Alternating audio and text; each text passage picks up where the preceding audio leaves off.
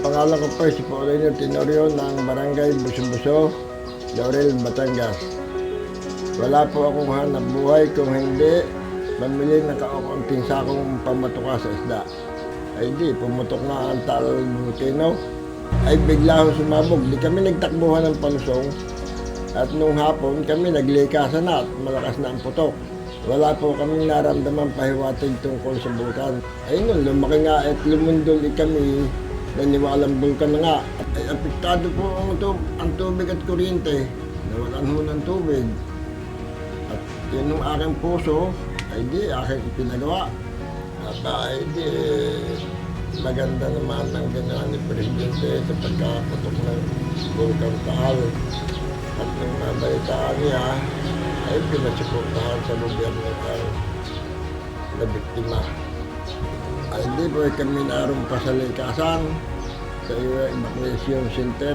Ay sa awa po ng Diyos, suportado po naman kami doon ng pagkain. Alang-alang sa aming masipag na kapitan at mayor mga bayan.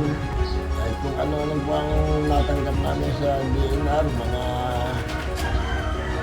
konting bigas, sardinas, kung ano-anong lahok-lahok na asukal at kape.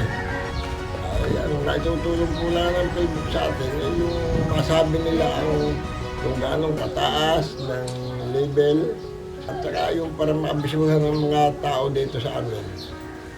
Po ay lagi ng masyado.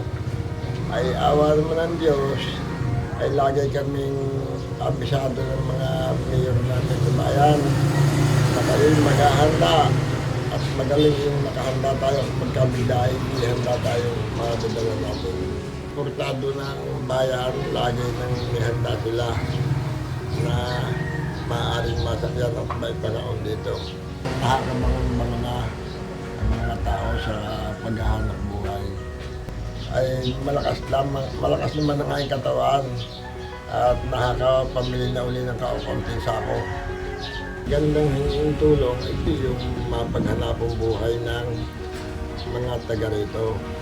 Dahil ngayon ay may epidemya, ay mayroong hindi makapaghanap buhay yung mga tao.